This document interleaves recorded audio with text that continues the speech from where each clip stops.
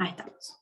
Bueno, entonces nosotros vamos a arrancar esta segunda parte con todo lo que es principalmente la química de compuestos carbonílicos, ¿sí? El grupo carbonilo, acá, marcadito en rojo, es ubicuo en todo lo que es el conjunto de, por ejemplo, biomoléculas, ¿sí? Aparece en todas, está por todas partes. Tiene una química muy rica, por eso también es que aparece en todas partes, permite que se puedan realizar muchísimas transformaciones. Miren que estoy uniendo más, chicos, ahí entraron. Bueno, y bueno, como están por todas partes, son importantes tanto lo que es a nivel industrial, desde el punto de vista de un químico, ¿sí? Como lo que es su participación en distintos procesos biológicos.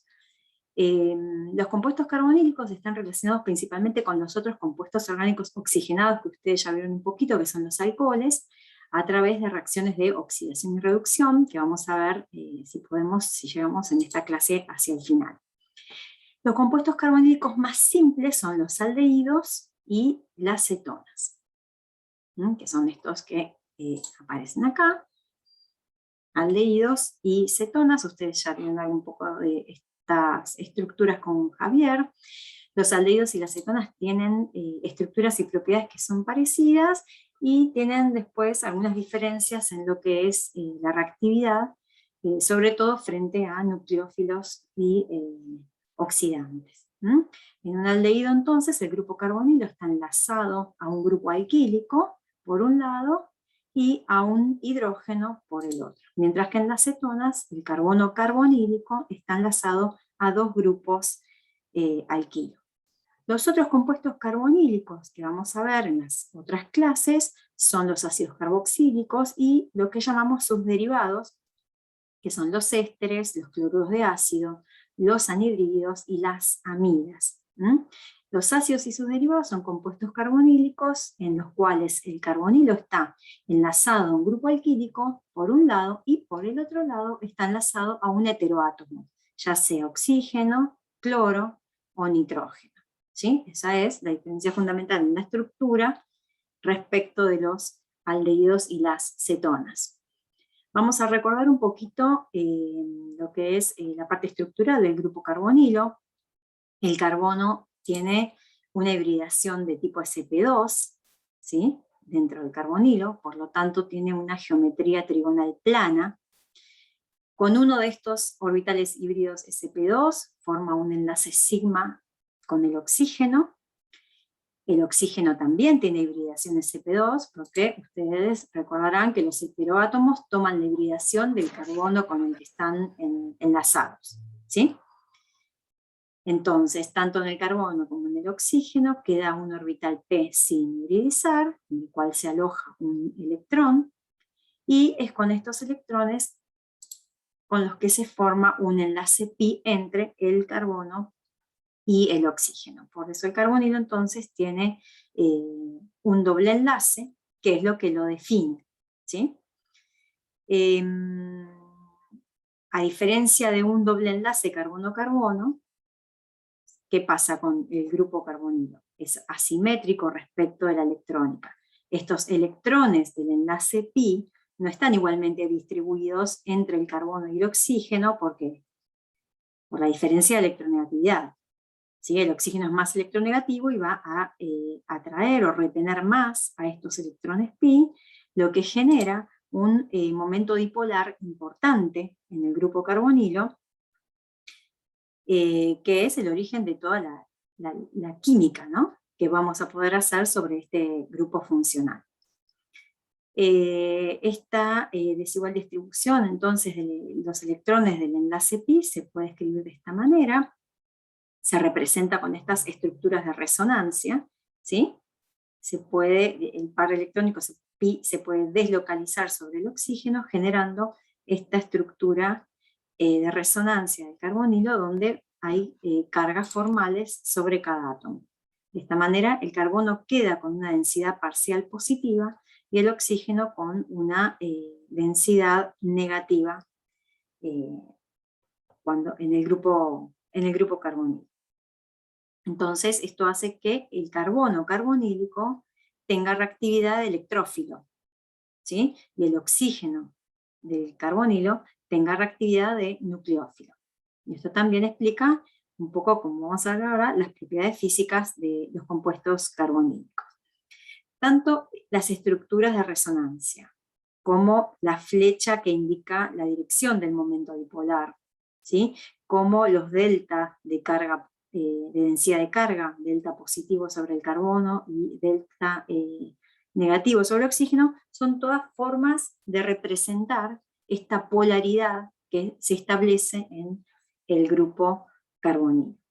Cualquiera de esas tres formas indica esta asimetría en la distribución electrónica. Un poquito de las propiedades físicas de este tipo de compuestos, por ejemplo, si comparamos los puntos de ebullición de compuestos carbonílicos como aldehídos y cetonas respecto de hidrocarburos, ¿sí? Vemos que son un poco más altos, bastante más altos los puntos de ebullición, pero no tan altos, por ejemplo, como lo de los alcoholes, ¿sí? Y esto, bueno, como ustedes ya saben, de todo el estudio que ya vienen realizando de estructura y propiedades, esto tiene que ver con las interacciones intermoleculares de los compuestos, cómo influye eso en los puntos de ebullición, por ejemplo.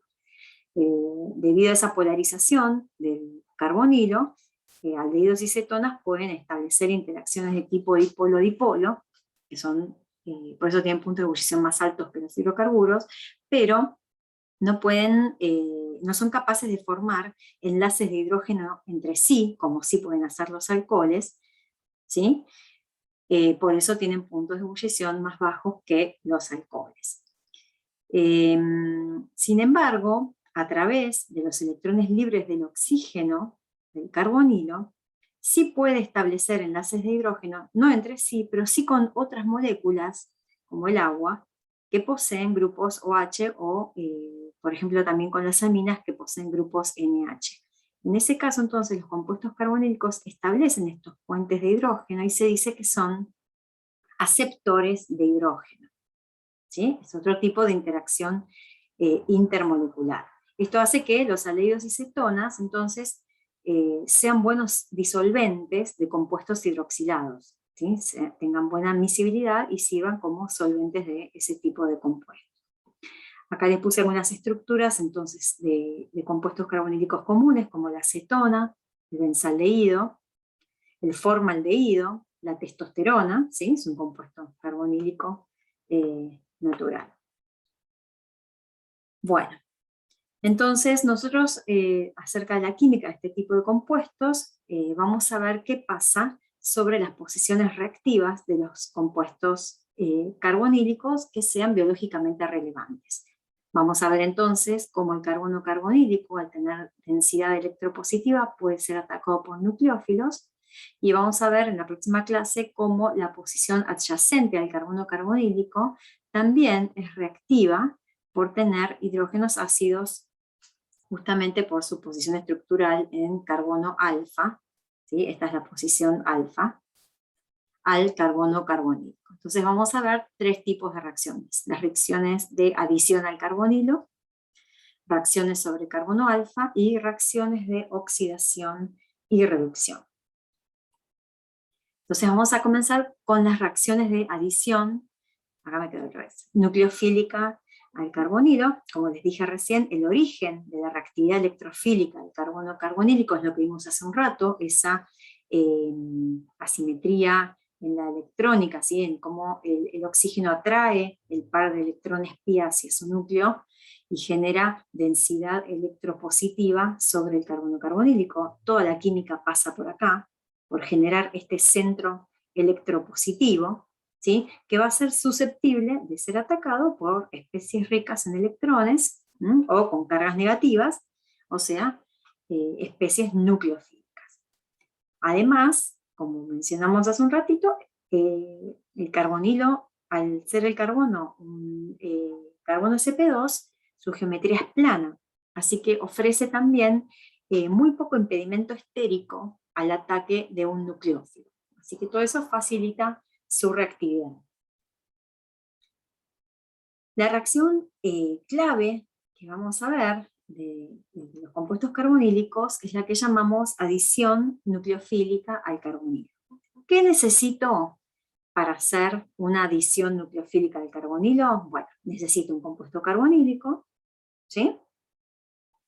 Y necesito una especie nucleofílica para dar la reacción de adición. ¿Por qué es una reacción de adición? Y no una reacción de sustitución, por ejemplo. ¿Sí? ¿Se acuerdan que seguramente habrán visto un poquito de clasificación de reacciones? Es una reacción de adición porque se forma un nuevo enlace. Se forma un nuevo enlace con el carbono carbonílico, que pasa de ser carbono Sp2 a ser un carbono Sp3, ¿sí? Pasa de una geometría trigonal plana a ser un carbono tetraédrico, y se forma un nuevo enlace con la especie nucleofílico. Esta reacción entre un compuesto carbonílico y una especie nucleofílica, esta adición, no ocurre de forma espontánea. Necesitamos un catalizador, tanto si la quiero hacer en el laboratorio, como cuando ocurre en un sistema biológico. Esta reacción de adición al carbonilo necesita catálisis, ¿sí? O sea, es muy lenta si solo tengo el compuesto carbonilo y el nucleófilo. La catálisis de esta reacción es principalmente ácida, ¿sí? Y el mecanismo es el siguiente, es el que aparece acá. El ácido como catalizador, ¿qué hace? Se adiciona al oxígeno que tiene la carga parcial negativa. ¿Sí? Este oxígeno del carbonilo entonces se protona en el medio ácido. ¿Cuál es la consecuencia inmediata de la protonación del oxígeno carbonílico en medio ácido? Consecuencia inmediata es que el carbono carbonílico se hace más positivo. ¿Sí? Hay más densidad electropositiva sobre el carbono carbonílico. Y por lo tanto, si el carbono carbonílico lo hago más electropositivo, lo hago más reactivo. ¿Está bien? Por eso el medio ácido cataliza la reacción, porque activa al carbono carbonílico frente al ataque del nitrógeno. ¿Está bien? Entonces, si yo no tuviera el catalizador ácido, la reacción es muy, muy lenta. El nucleófilo va a ver el centro electropositivo, ¿sí? Pero la energía de activación para que ocurra la adición es muy alta. Entonces el catalizador lo que hace es bajar lo que hace cualquier catalizador, ¿no? Es bajar la energía de activación para acelerar la velocidad de la reacción. Entonces, una vez que el oxígeno del carbono, el oxígeno del carbonilo se protona, este carbono se hace más electropositivo, más susceptible al ataque del nucleófilo, y se produce entonces la adición nucleofílica con la formación de un nuevo enlace carbono-nucleófilo y generando entonces el carbono tetraédrico. El paso siguiente, la reacción termina cuando ocurre la desprotonación, ¿sí? de la especie nucleofílica, regenerando el catalizador. Siempre acuérdense que los catalizadores tienen que estar al principio y tienen que estar al final. No sé si se acuerdan de eso. Catalizador no, Sí, no se consume en la reacción. Catalizador reacciona, hace su parte al principio, pero después se regenera al final. Sí, decime. una pregunta. No entendí cómo el medio ácido hace que se active el carbono. Vos tenés ¿Cómo tu se llama? compuesto carbonílico, que ya tiene una cierta densidad electropositiva porque el oxígeno es más electronegativo y tira de estos electrones del doble enlace hacia él, ¿sí?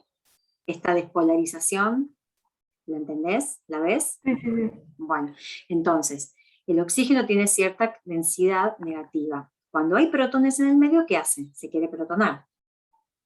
Yo tengo una bocha de protones en el medio, se quiere protonar. Bueno, el oxígeno se protona porque tiene pares libres con qué hacer. ¿Sí? El oxígeno usa uno de estos pares de electrones libres para formar un enlace con el protón. Y forma lo que llamamos el carbonilo protonado. Claro. ¿Sí?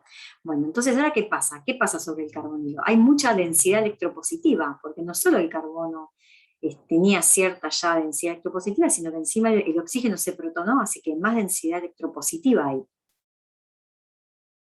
Eso me cuesta ver, Y pero tenés la carga acá, mira, claro, ¿lo ves? ¿Sí? O sí. sea, ya como el oxígeno usó este par de electrones no enlazantes para hacer un enlace con el protón, ahora se Ujú. quedó soportando, el oxígeno está enlazado a más cosas de las que Claro, puede tener, entonces se quedó como con un hueco, ¿entendés? claro, claro, sí. Entonces se quedó con la carga positiva que traía el protón. Claro, sí, Entonces ahí ahora va. el carbono, ya encima de que ya tenía cierta densidad electropositiva porque el oxígeno le tironeaba los electrones, encima siente esta densidad esta carga positiva que le sumó el protón. Sí, ahí va. Entonces Perfecto. hace que sea más electropositivo aún. Entonces eso se traduce en un aumento de la reactividad. ¿Sí? O sea, le bajaste la energía de activación a la reacción y la reacción va a ocurrir más rápidamente. Entonces ahora sí, el nucleófilo ya no le da fiaca y ataca, porque lo ve muy electropositivo. ¿Sí?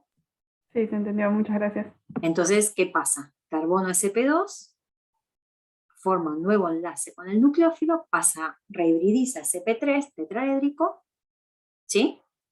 Esta especie ahora pierde un protón, porque el nucleófilo entra con todo, ¿sí? Ahora lo vamos a ver mejor en un ejemplo. Pierde el protón, se regenera el protón catalizador, digamos, y formaste entonces el producto de adición. ¿Sí? El paso de adición nucleofílica posta es este. ¿Sí? Este es el paso de adición nucleofílica verdadero. Este paso de acá y este paso de acá son pasos adicionales de catálisis. El primero es una protonación, el último es una desprotonación. ¿Sí? Pero la adición nucleofílica ocurrió acá, sobre el carbono carbonílico una vez que fue activado. ¿Está? Entonces recuerden los tres conceptos básicos de lo que es un catalizador. Un catalizador baja la energía de activación de la reacción, por eso la hace rápida. ¿Sí? Un catalizador no se pone en cantidades estequiométricas porque se va regenerando. Y siempre tiene que estar al principio y al final en el balance de la reacción. ¿Cuánto vieron de catalizadores? ¿Se acuerdan de estas cosas más o menos? ¿Sí? En los Sí, eso sistemas tenía, sí. biológicos, ¿quiénes son los catalizadores? Las enzimas. Esto sí ya saben un poco ustedes. ¿Sí? Las enzimas son proteínas especiales que en los sistemas biológicos se ocupan de catalizar reacciones. Entonces son proteínas que tienen regiones a las que llamamos sitios activos, donde los sustratos que van a reaccionar, en este caso este compuesto carbonílico y este nucleófilo, se acomodan, ¿sí? En esos sitios activos de las enzimas, y la enzima se ocupa de acercarlos para hacerlos reaccionar. Entonces la adición nucleofílica en un medio biológico va a ocurrir en el sitio activo de una enzima, ¿sí? Donde habrá residuos de esa proteína, de esa enzima, residuos que hacen del ácido, ¿sí? Y residuos que ayudan a que ataque el nucleófilo, ¿sí? Y también que ayudan a la desprotonación final. El concepto es el mismo, el concepto de adición nucleofílica es el mismo si lo hago en una reacción en laboratorio o si ocurre en el sitio activo de una enzima. Necesito activar el carbonilo con un medio ácido, ¿m? Para que el nucleófilo ataque el carbono carbonílico. Como les dijimos, como dije hace un ratito, entonces, un detalle no menor de la adición nucleofílica al carbonilo es que el carbono pasa de ser sp2 a ser sp3. Entonces, ojo cuando, por ejemplo, el compuesto carbonílico es asimétrico. O sea, por ejemplo, en el caso de esta cetona, donde R1 es distinto de R2. ¿Qué va a pasar acá como consecuencia de la adición nucleofílica? Se va a generar quiralidad, ¿sí? ¿Por qué? Entonces, el compuesto final va a tener un nuevo enlace con el nucleófilo, ¿sí? Y en este caso, bueno, queda un oxidrilo también como producto de la reacción. ¿Sí? Como que lo ven acá, el oxígeno queda como un oxidrilo, como un alcohol como producto de la reacción. Entonces, si el compuesto carbonílico de partida es asimétrico, el producto será quiral. Así que probablemente, como la cara de ataque, como el carbonilo es plano, el nucleófilo va a poder atacar tanto como una cara como por la otra con igual probabilidad, así que el producto de esta reacción va a ser la mezcla de enantiómeros.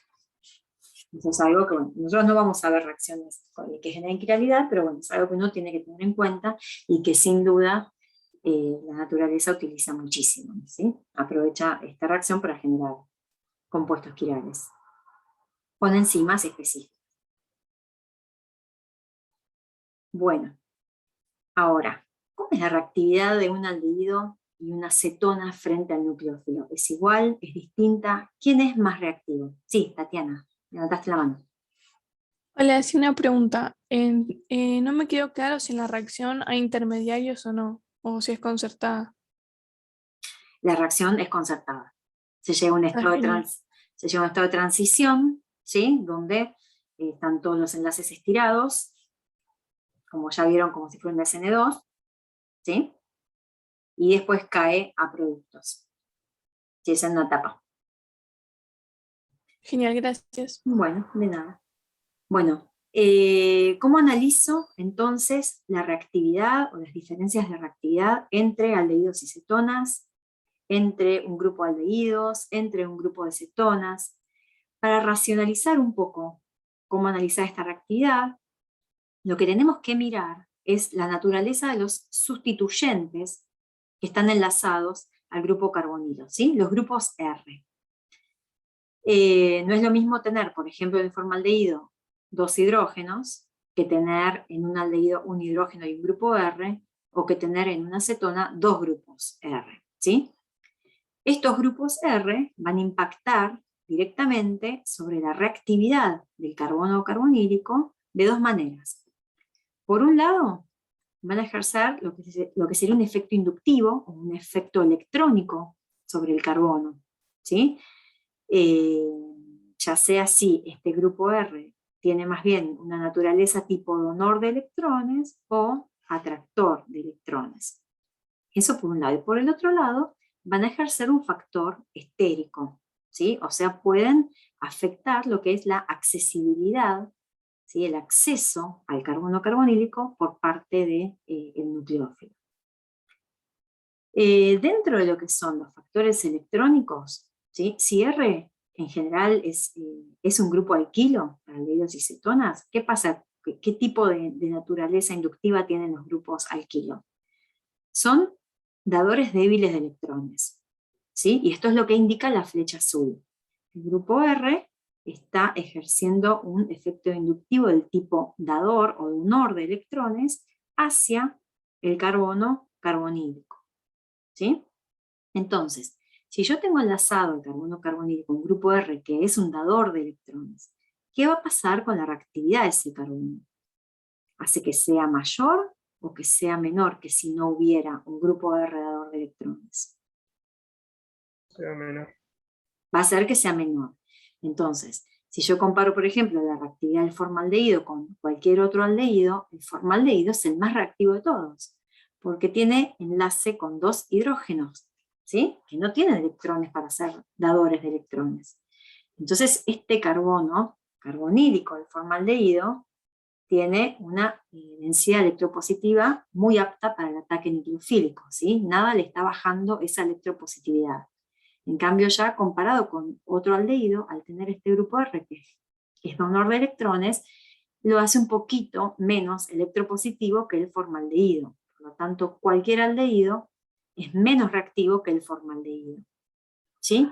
Y a su vez, cualquier aldehído es más reactivo que una acetona, porque una acetona, a diferencia del aldehído, tiene dos grupos R, que son donores de electrones, y le están tirando densidad electronegativa, ¿sí? Sobre el carbono y le bajan la densidad electropositiva. Por lo tanto, está afectando su reactividad hacia la adición nucleofílica, ¿sí?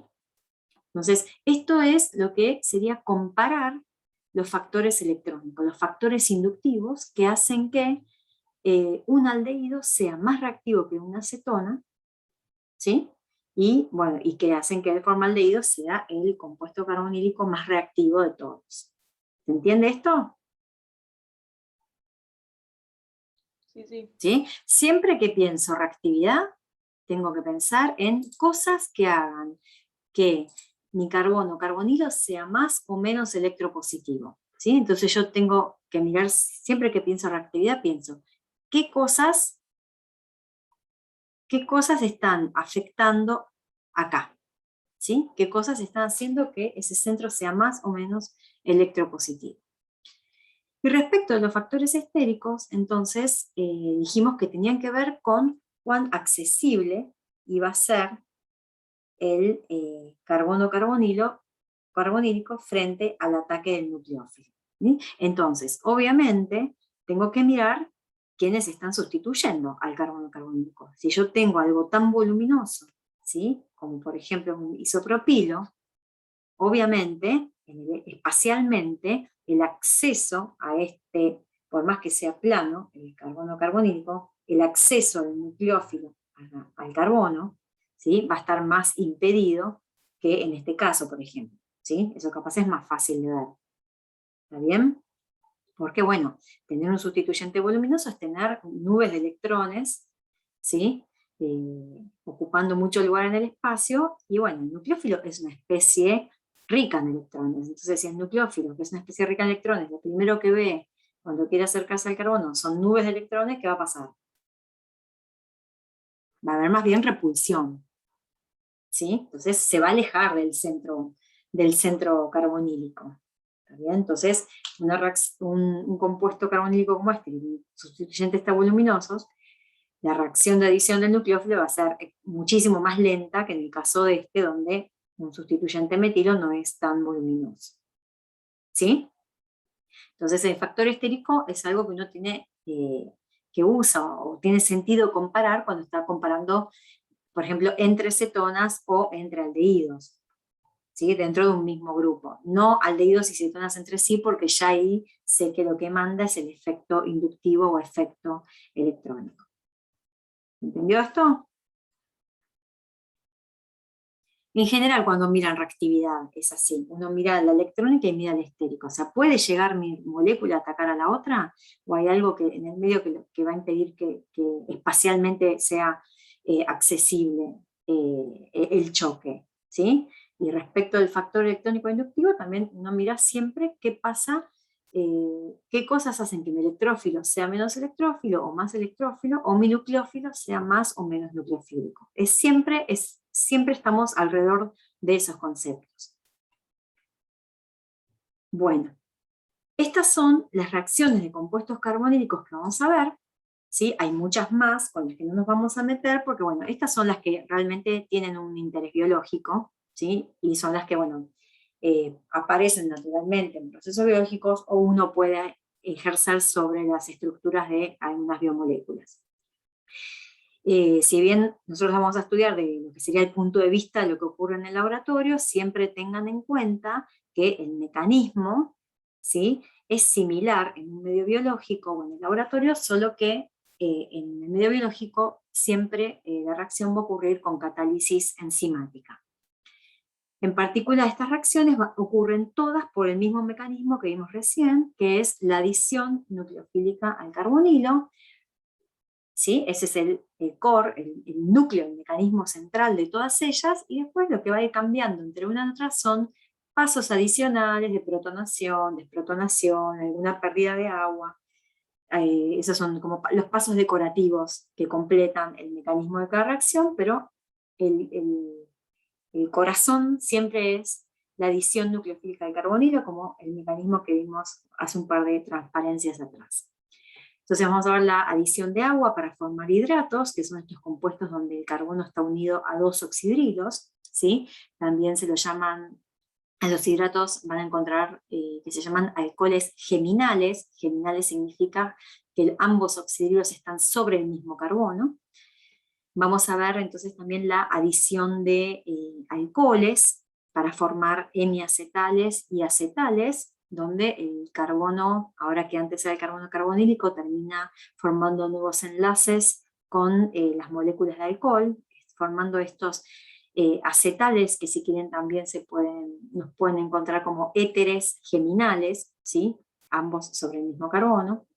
Vamos a ver la adición de aminas a carbonilos para formar compuestos de condensación entre compuestos carbonílicos y aminas, en particular las iminas, ¿sí? Es un nuevo grupo funcional. Todos estos son como nuevos grupos funcionales que aparecen acá con estas reacciones. Y vamos a ver las reacciones de reducción de compuestos carbonílicos, que no es otra cosa que la adición de hidruros. Y también vamos a ver reacciones de oxidación, que no son reacciones de adición, pero bueno, las vemos porque van en tándem con las de oxidación y también son importantes. Bueno, entonces vemos un poquito qué pasa con la formación de hidratos. Cuando un aldehído o una cetona está en medio acuoso, ¿sí? Cuando yo hago una solución acuosa de cualquier aldehído, cualquier cetona, se va a establecer un equilibrio, ¿sí? de el compuesto carbonílico y su forma hidrato. O sea, va a haber una adición nucleofílica del agua sobre el compuesto carbonílico para formar el hidrato, que ocurre de forma espontánea solo por tener el compuesto carbonílico en solución, ¿sí? Esto ocurre con cualquiera de este tipo de compuestos. Ahora, este equilibrio de formación de hidrato puede ser muy, muy favorable para algunos compuestos, pero en general es muy desfavorable para la mayoría. Por ejemplo, es muy favorable la formación de hidratos para el formaldehído, ¿sí? Por lo que vimos recién. El formaldehído es el compuesto carbonílico más reactivo de todos, no tiene sustituyentes que puedan ejercer un efecto electrónico desactivante, ¿sí? Tampoco tiene problemas estéricos, el hidrógeno es chiquitito, no le va a bloquear la entrada al agua, así que el formaldehído en agua enseguida adiciona agua para formar su hidrato. Y bueno, la variable experimental que refleja esta adición es la constante de equilibrio, es la constante que tiene este valor, que es bastante alto para la formación espontánea de hidratos, ¿sí? Pero vemos enseguida que, por ejemplo, para el propanal, la constante de formación de hidrato, la constante de equilibrio, es de 0,7. O sea, ya pasar de 1, del aldehído de 1 a 3 carbonos, miren cómo baja la tendencia a la formación de hidratos, ¿sí? ¿Y esto por qué es? Bueno, porque ya en el propanal cambiamos un hidrógeno por un sustituyente de R, en este caso un etilo, que ya está ejerciendo un efecto inductivo sobre el carbono carbonílico, haciendo que sea menos electropositivo y desfavoreciendo muchísimo la adición de agua al carbono carbonílico para formar el hidrato.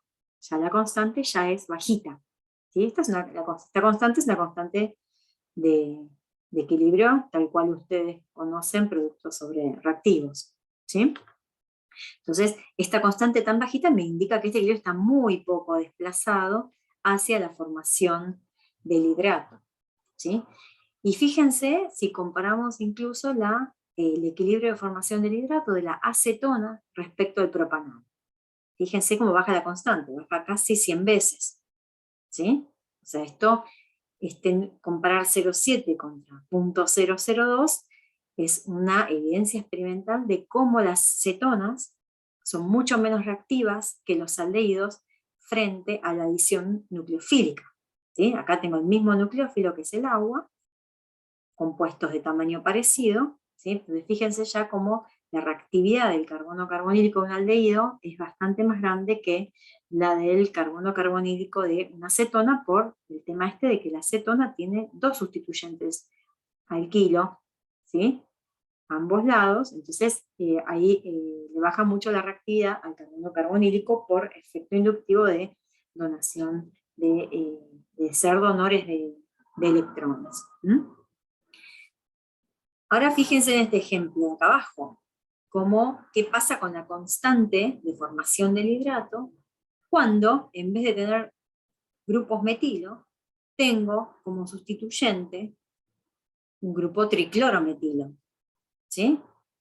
Fíjense, este equilibrio, fíjense las flechas de equilibrio, la formación del hidrato de este compuesto que se llama cloral, ¿sí? Que es como el análogo triclorado del formaldehído, se llama cloral.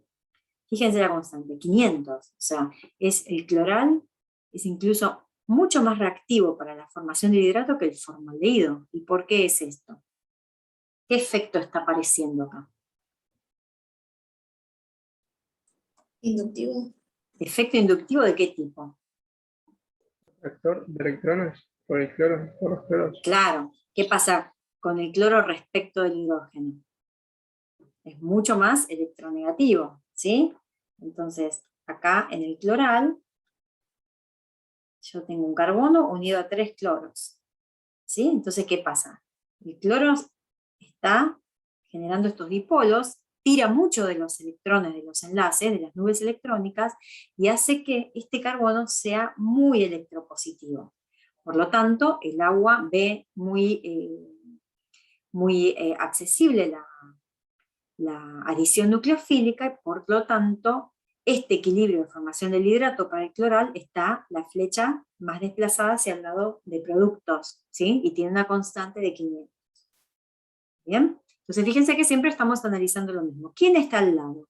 ¿Sí? ¿Quién está al lado de mi centro reactivo, que es el carbono carbonílico?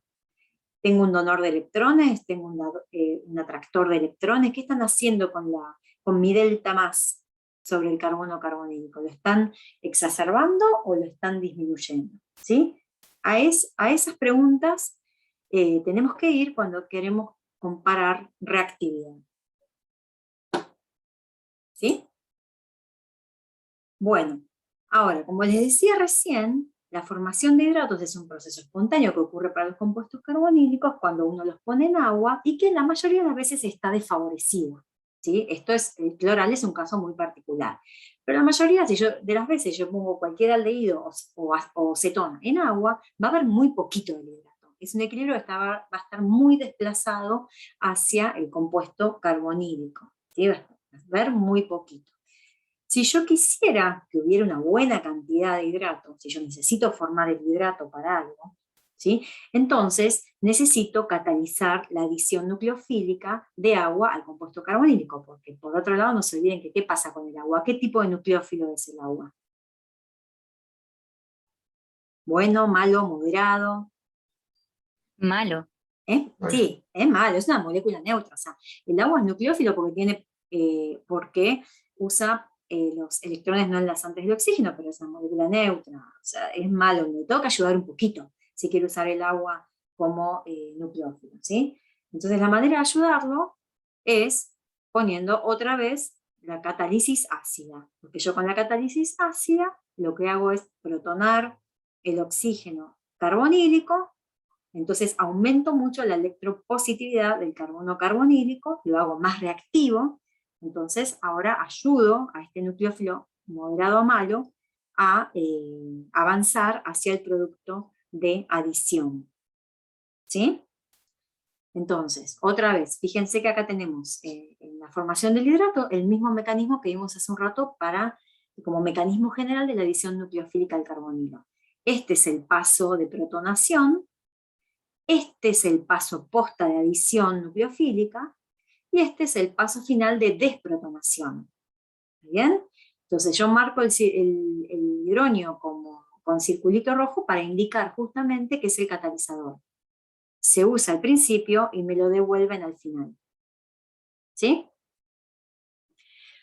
¿Qué se usa como catalizador? Bueno, se puede usar ácido sulfúrico, una gotita de ácido sulfúrico, ácido perclórico, o un ácido que se llama paratoluensulfónico, que es un ácido orgánico. Ahora igual vamos a ver la estructura, pero tiene esta estructura, ¿sí?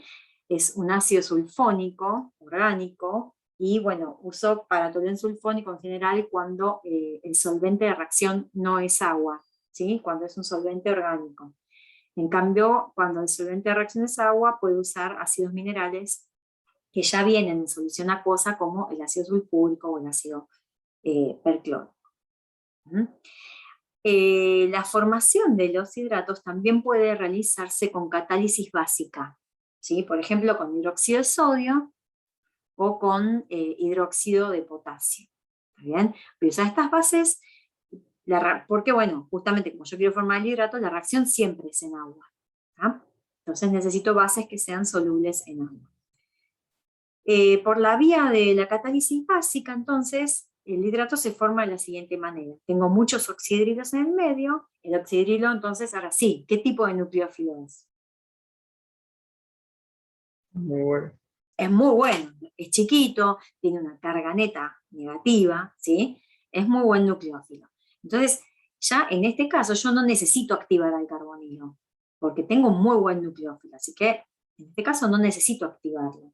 Así que el oxidrilo como nucleófilo ataca directamente al carbono carbonílico, ¿sí? Se genera entonces el carbono tetraédrico, se me forma, me queda entonces enlazado el oxidrilo y en este caso se genera un alcóxido, un oxígeno con carga negativa, el cual va a tomar un protón del agua que está en el medio para dar finalmente el hidrato. ¿Sí? Entonces otra vez, catálisis básica, el oxidrilo que uso al principio, ¿sí? Me reaparece al final. ¿Está bien? Se regenera de alguna forma al final. Entonces eso es el principio de catálisis básica. La adición nucleofílica del carbonilo, nosotros lo vamos a ver ahora más siempre con catálisis ácida. En el único caso que se puede, que podríamos usar catálisis básica para generar un compuesto de adición es solo en la formación de hidratos. ¿Sí? Después ya vamos a trabajar siempre con catálisis ácida. La otra reacción que vamos a ver entonces, que va por este mecanismo de adición nucleofílica y que es ultra importante desde el punto de vista sobre todo biológico, porque vamos a ver más adelante, van a ver con María Laura, que cuando vean hidratos de carbono es la reacción clave en todo lo que es la química de hidratos de carbono, ¿sí? Es la formación de acetales. ¿Cuándo se forman los acetales? Estos compuestos donde un carbono está unido, ¿sí? A dos oxígenos que a su vez están unidos a grupos R. La formación de acetales ocurre cuando dos moléculas de alcohol, de cualquier alcohol, ¿sí? Se adicionan como nucleófilos a través del par de electrones libres del oxígeno al mismo carbonilo. Ambas moléculas de alcohol se adicionan entonces como nucleófilos al mismo carbonílico para formar estos compuestos que se llaman acetales. Esta reacción de formación de acetales, que va por un mecanismo de adición nucleofílica al carbonilo, como vamos a ver ahora, también decimos que es una reacción de condensación. ¿Sí? Es una condensación. ¿Por qué es una condensación? Si yo les digo, esta es una reacción de condensación, lo primero que piensan es que... ¿Es porque aparece agua? Exactamente. ¿Sí? Hay muchas reacciones para las cuales tenemos nombres de mecanismos dificilísimos y en el fondo son reacciones de condensación. ¿Sí? Cualquier reacción que genere agua como producto es una reacción de condensación. Decimos que este es un producto condensado, ¿sí? Es una forma más, más vieja si quieren, pero es más coloquial al hablar. Entonces, esta reacción de formación de acetales es una reacción de condensación porque el agua es un subproducto de la reacción. Y la formación de acetales es una reacción reversible, siempre es un equilibrio. Yo puedo formar el acetal y desarmar el acetal y volver al compuesto carbonílico y a las moléculas de alcohol. Por eso siempre las vamos a escribir con la flecha de equilibrio. Y, como dijimos al principio, es una adición nucleofílica del alcohol al carbonilo. ¿Y qué tipo de nucleófilo es un alcohol? Débil. Malo, ¿no? Medio malo, moderado. ¿Sí? Es como el agua, es una molécula neutra, ¿sí? No es un nucleófilo como el oxidrilo, que es una especie cargada, con carga neta negativa, es una molécula neutra, así que la reacción de formación de acetales no va a ocurrir, o va a ser lentísima, no va a ocurrir si no tengo catálisis ácida. ¿Sí? Siendo el alcohol un nucleófilo moderado, Necesito catálisis ácida para activar al carbonilo, si no la reacción no va a avanzar. ¿Sí? No da la electropositividad del carbono carbonílico para que el alcohol lo ataque como nucleófilo sin catálisis. Y típicamente los catalizadores ácidos para esta reacción son el que mencionamos recién, el ácido patoloensulfónico o unas gotitas también de ácido sulfúrico. ¿Sí? Como esta reacción es un equilibrio, ¿sí? Y es un equilibrio que realmente cuesta mucho desplazarlo hacia la formación del producto, que es el acetal, principalmente porque el otro subproducto es el agua. Entonces cuando nosotros hacemos estas reacciones en el laboratorio, lo que tenemos que hacer es experimentalmente sacar el agua del medio de reacción. ¿Sí? Y de alguna forma, ¿sí? Hay que sacar el agua del medio de reacción para que la reacción se desplace hacia la formación del producto. ¿Sí? Eso es lo que uno hace experimentalmente en el laboratorio, para que tener un buen rendimiento de la formación de acetal. Si yo no hago esto, bueno, entonces en vez de obtener el acetal con un rendimiento del 90%, voy a obtener el acetal con un rendimiento del 50%. ¿Sí? Entonces es importante experimentalmente ir sacando el agua del medio de reacción para forzar todos los equilibrios del mecanismo hacia la formación del producto.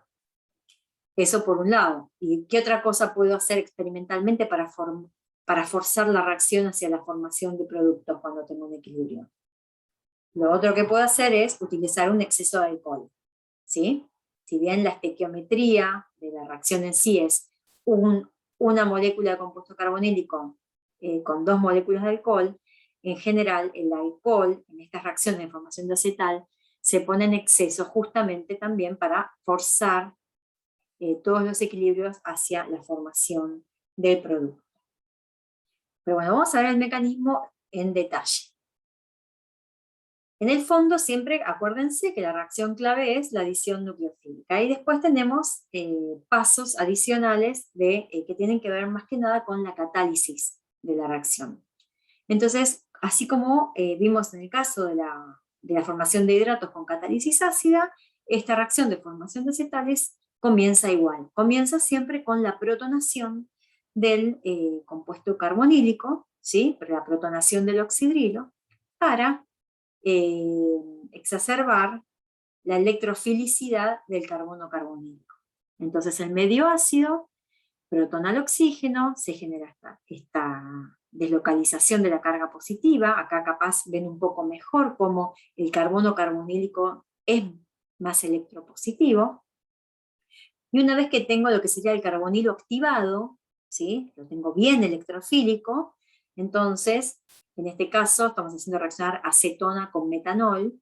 Entonces en este caso el metanol como nucleófilo puede adicionar, ¿sí? Al carbono electrofílico, genera un nuevo enlace, el carbono ya ahora es tetraédrico, ¿sí? Y ahora ¿qué tiene que pasar? Ahora lo que tiene que pasar entonces es que esta especie intermediaria se desprotone para dar este intermediario más o menos estable en la reacción, que es el hemiacetal. ¿Sí? Entonces, hasta acá yo tengo un paso de protonación, el paso de adición nucleofílica y un paso de desprotonación. Entonces, este ácido catalizador lo usé acá y me lo devolvieron acá. ¿Sí? Pero hasta acá yo solamente tengo el hemiacetal, o sea, el carbono, que era el carbono carbonílico, está unido a un grupo oxidrilo y a un grupo O-metilo, ¿sí? O R, en este caso. Esto es un hemiacetal, todavía no tengo el acetal completo. Entonces la reacción tiene que avanzar. ¿Y cómo avanza? Avanza de la siguiente manera, empieza un nuevo ciclo de catálisis. Este protón ahora lo que hace entonces es protonar el grupo oxidrilo, ¿sí? ¿Y qué les parece que va a pasar a continuación? ¿Qué pinta tiene esto? Tengo un grupo oxidrilo protonado. A continuación, lo que pasa es que al protonar el grupo oxidrilo, ¿qué generé? Generé un muy buen grupo saliente, que es el agua. ¿Sí? ¿Lo ven? Esto se va a eliminar muy fácilmente, ya que lo que se libera es una molécula neutra. ¿Se acuerdan de eso? Cuando el grupo saliente queda como molécula neutra, es un muy buen, sale enseguida, ¿sí? Es un muy buen grupo saliente. Entonces, al protonar el grupo oxidrilo y convertirlo en un muy buen grupo saliente y eliminar agua, ¿qué me queda? Me queda otra vez este intermediario, parecido a este, ¿sí? Donde vuelvo a tener el carbono electropositivo. Entonces, otra molécula de metanol, ¿sí? ¿Se acuerdan que la estequiometría era una molécula de compuesto carbonílico adiciona 2 moléculas del alcohol? Una segunda molécula de metanol, entonces, vuelve a atacar al carbono carbonílico electropositivo, formando una segunda reacción de adición nucleofílica y formando entonces un nuevo enlace carbono-oxígeno. Y ahora otra vez, entonces, hay que poner un paso de desprotonación para llegar a la molécula neutra final, a nuestro producto final, que es el acetal. ¿Sí? Que es este carbono, que era el carbono carbonílico, que ahora está enlazado a 2 grupos O metilo. ¿Está bien? Entonces acá otra vez, este hidrógeno que utilizamos acá para catalizar la reacción, para generar un oxidrilo protonado, de manera que sea un buen grupo saliente como agua, me aparece de vuelta acá. Entonces siempre fíjense cómo el catalizador se vuelve a regenerar al final de la reacción. ¿Sí? Entonces, este es el paso de adición nucleofílica que me lleva al hemiacetal, este es el paso de adición nucleofílica al carbonilo que me lleva al acetal, y luego tengo alrededor, entre paso y paso, pasos de protonación o desprotonación con el catalizador ácido. ¿Sí? ¿Me pudieron seguir? Sí, ¿Sí? sí. ¿No? Bueno. Entonces, esta reacción es reversible en todos sus pasos, y cuando uno tiene una reacción donde tiene un mecanismo de 5 pasos y son todos los pasos reversibles, esas reacciones en general suelen tener bajos rendimientos. Por eso uno tiene que aplicar trucos experimentales, como el que les conté recién, por ejemplo, de ir sacando el agua del medio de reacción para ir moviendo todos los equilibrios hacia la formación de productos.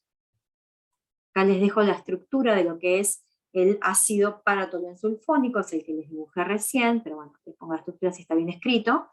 Es el típico catalizador ácido que se utiliza en este tipo de reacciones porque es soluble en los alcoholes, ¿sí? que se utilizan en la formación de acetales. En estas reacciones de formación de acetales, el alcohol que se utiliza para formar el acetal es el solvente de reacción también, ¿sí? O sea, ¿se acuerdan que les conté recién que tiene que estar en exceso?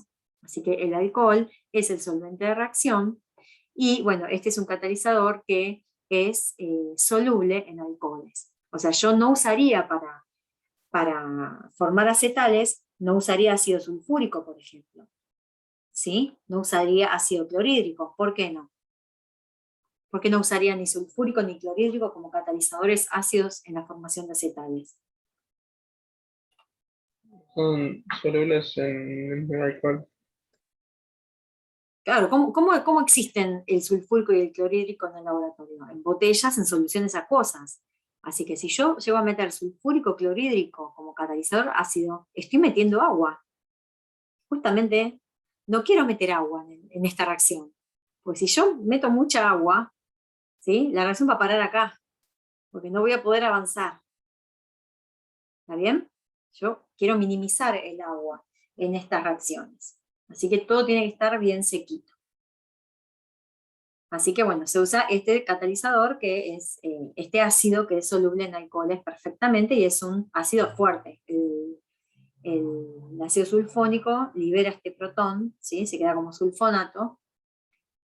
Entonces escribo acá, y es un ácido fuerte, es tan fuerte como el clorhídrico, ¿sí? O el sulfúrico. Este es el equilibrio de ionización del ácido sulfónico. Le da sulfonato y libera protón. Bueno, la reacción de... Sí, Tatiana, levantaste la mano. Sí, una pregunta. ¿El hemiacetal se puede aislar? No, el hemiacetal no se puede aislar. En este caso, estos hemiacetales lineales, donde yo mezclo un compuesto carbonílico con un alcohol cualquiera, es muy inestable. O vuelve hacia la formación del compuesto carbonílico, o lo hago avanzar hacia el acetal. El acetal sí se puede aislar, ¿sí? Caracterizar, almacenar. Son un poquito más estables. El hemiacetal de este tipo son muy difíciles. Los que sí se pueden aislar, ya que me diste el pie, son estos hemiacetales cíclicos, ¿sí? Estas estructuras que aparecen acá. Si yo dentro de la misma molécula tengo el grupo carbonilo y tengo el grupo alcohol, y están a una distancia adecuada como para que ocurra la reacción de adición nucleofílica intramolecular, ¿sí? Esta sería la reacción de adición nucleofílica intramolecular. Entonces lo que yo voy a obtener son hemiacetales, cíclicos de 6 o 5 miembros. Y estos en particular, y ya se van a cansar de verlos cuando vean azúcares, son muy estables. Estos hemiacetales cíclicos son termodinámicamente muy estables, ¿sí? Y fíjense cuán estables deben ser que digamos que si la reacción ocurre de forma intramolecular, no es que yo pueda poner un exceso de alcohol, porque esto es 1 a 1 perfectamente. ¿Sí? No tengo forma de forzarlo porque este carbonilo reacciona con el oxidilo dentro de su propia estructura química. Así que, en particular, estos hemiacetales, ¿sí? Son muy estables cuando forman ciclos de 6 o 5 miembros. También requiere catálisis ácida, ¿sí? Pero bueno, la particularidad es que uno para en el hemiacetal, los puede aislar y caracterizar. Estos respecto de lo que sería una reacción intramolecular, ¿no? El ataque del oxidrilo sobre el carbonilo de forma intramolecular. Tiene que estar a esta distancia, o sea, si ya están más lejos no va a ocurrir, si están más cerca tampoco va a ocurrir. Esta reacción ocurre si el hemiacetal que se forma da un ciclo de 6 o de 5 miembros. Los otros acetales cíclicos que son estables es cuando típicamente, es el caso típico que se da en todos lados, que es el caso de la reacción de cualquier compuesto carbonílico aldehído cetona con etilenglicol. Así que es este dialcohol que está acá. Ahora no tengo dos moléculas de alcohol, sino que tengo una molécula con dos oxidrilos. Este compuesto se llama etilenglicol. Entonces, en este caso, lo que ocurre es la formación de un acetal cíclico, ¿sí? Lo van a ver por todos lados, porque es bastante eficiente esta reacción, ¿sí? Y da un compuesto muy estable. Aparece en la guía de problemas seguro. Ahora, ¿por qué, a diferencia de la formación de los hidratos, yo no puedo hacer la reacción de formación de acetales con catálisis básica? ¿Sí? Primero, porque yo quiero adicionar un alcohol. Entonces, si yo quisiera trabajar en medio básico, mi nucleófilo ya no sería el alcohol, sino que sería el alcóxido. ¿Sí? Para generar el alcóxido, yo tengo que agarrar el alcohol y volarle el protón. Para eso tengo que usar una base bastante fuerte, como puede ser, por ejemplo, hidruro de sodio, ¿sí? Para generar el alcóxido. Porque los alcoholes no son ácidos, entonces con una base suave no hago nada, no los desprotono, necesito una base realmente fuerte. ¿Está bien? Entonces por un lado necesito eso. Supongamos que yo entonces desprotono el alcohol, ¿sí? Y genero el alcóxido. Porque necesito un nucleófilo fuerte, porque como no estoy en medio ácido, voy a estar en medio básico, no tengo el carbonilo activado, no lo tengo protonado, así que no está activado. Entonces tengo que meterle un buen nucleófilo. Lo que va a ocurrir acá es lo siguiente. El alcóxido se va a adicionar al carbono carbonílico, una adición nucleofílica, como la venimos conociendo, ¿sí? se va a generar entonces el intermediario tetraédrico. Este oxidrilo ahora va a tomar un protón de otra molécula de alcohol, ¿sí? Para protonarse. ¿Y acá qué pasa? ¿Qué formé acá? Este es el hemiacetal. Yo llego al hemiacetal, el medio básico. Lo que pasa es que no voy a poder seguir avanzando. ¿Por qué no voy a poder seguir avanzando?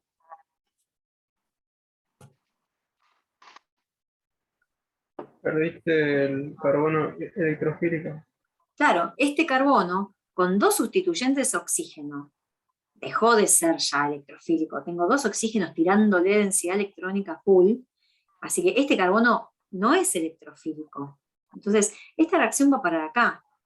¿Sí? ¿Y por qué en medio ácido yo podía avanzar a partir del hemiacetal? Porque justamente tenía el medio ácido que me protonaba ese oxidrilo, ¿sí? Y lo hacía salir como agua, y yo regeneraba el carbono electrofílico. ¿Está bien? Este carbono electrofílico después era atacado por otra molécula de alcohol, y la reacción avanzaba hacia la formación del acetal. ¿Está bien? Pero en cambio en medio básico, la reacción se frena acá, en el hemiacetal. Como el hemiacetal suele ser un poquito inestable, puede volver para atrás, ¿sí? Pero como sea, la reacción no va a avanzar hacia el acetal.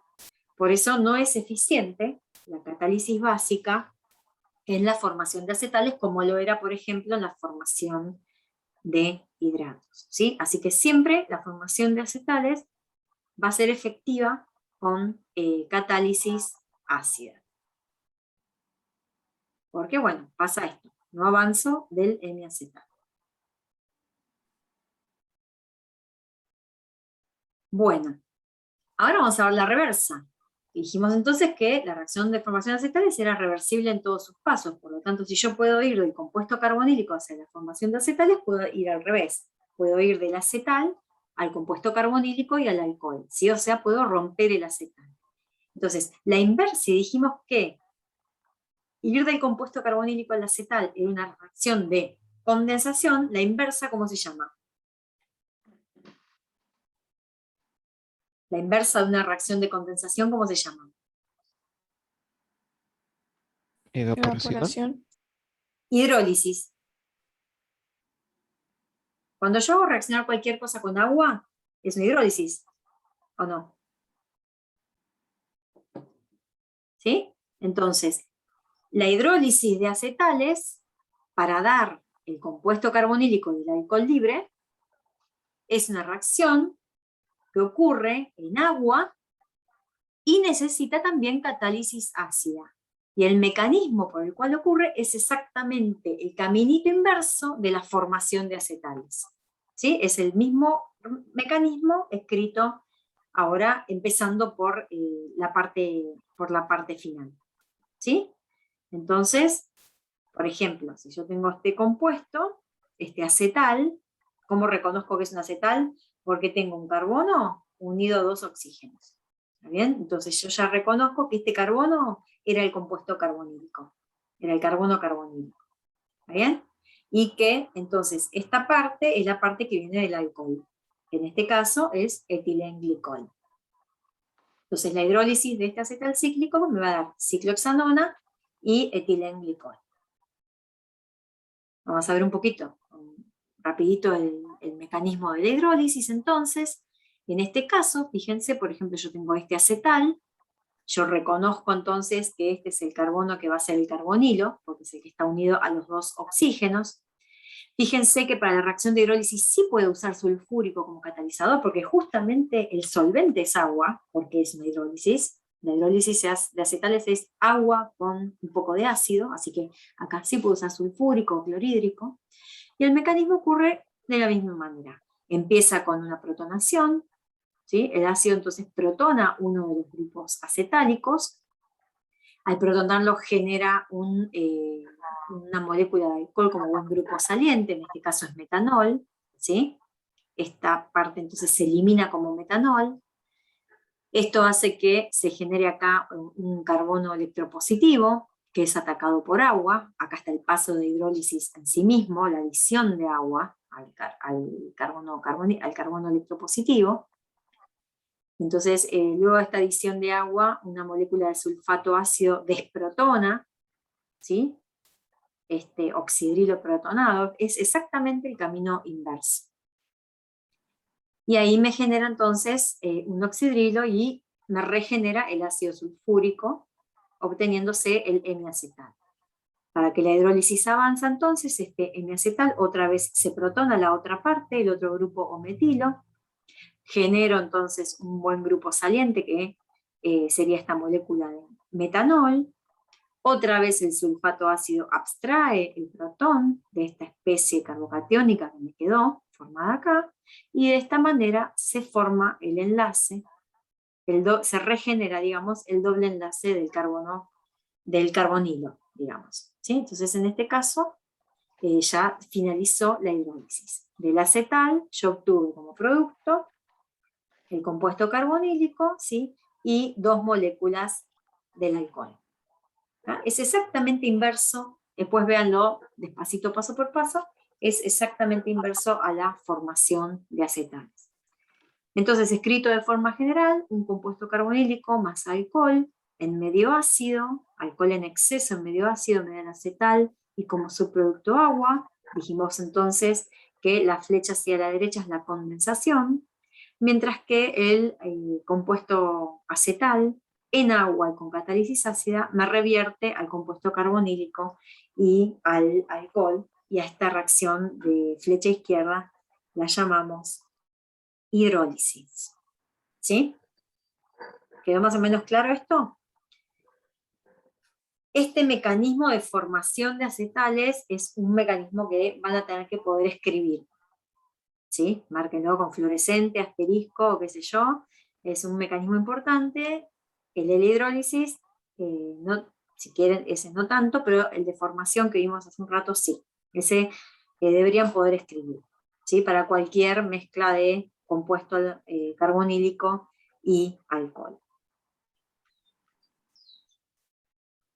Bueno, acá les puse un pequeño ejercicio, ¿sí? Donde les ponemos unas estructuras de acetales y diacetales, y lo que me gustaría que me marquen es, en estas estructuras, cuál es el carbono que va a ser el carbono carbonílico. ¿Sí? Cómo uno reconoce en una estructura el carbono que está disfrazado de acetal o de diacetal y que es un carbonilo. ¿Sí? No sé si alguien quiere agarrar el lápiz y, por ejemplo, marcarlo en la molécula A. En la A podría ser una EMI.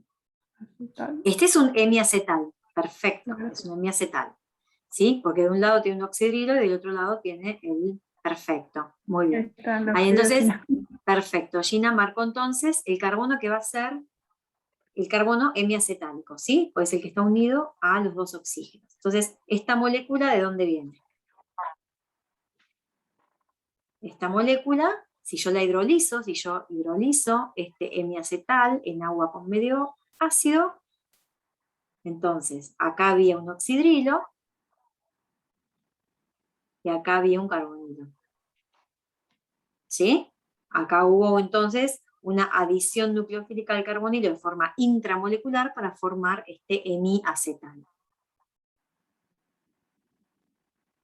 En la molécula B, ¿quién se anima a marcarlo?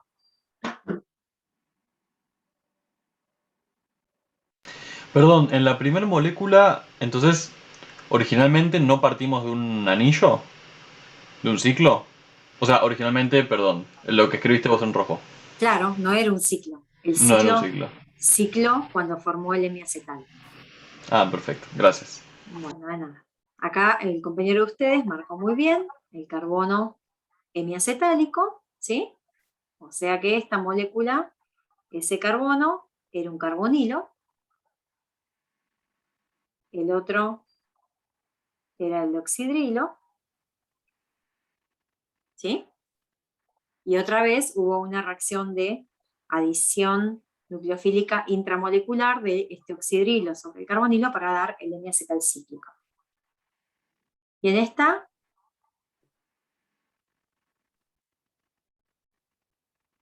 bien, ahí ahora lo marcó. ¿Lo encontraron? ¿Sí? Sí, sí. Este es el carbono acetálico en este caso. Este sí es un acetal. Estos eran hemiacetales, este es un acetal. Entonces, este carbono era el carbono carbonílico.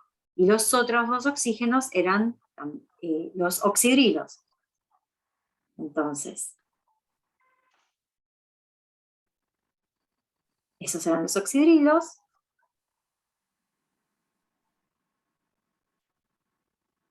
Y este era el carbonilo.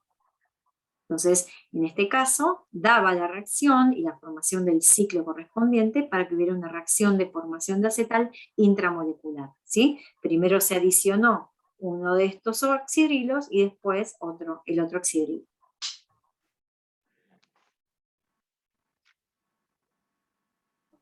Bueno, y en esta, en la D, ¿dónde está el carbono disfrazado de acetal? El carbono carbonílico disfrazado de acetal. Bien. Perfecto. Está acá, ¿sí? ¿Cómo lo reconozco? Porque es el carbono que está unido a dos oxígenos. Entonces, ese carbono era un carbonilo.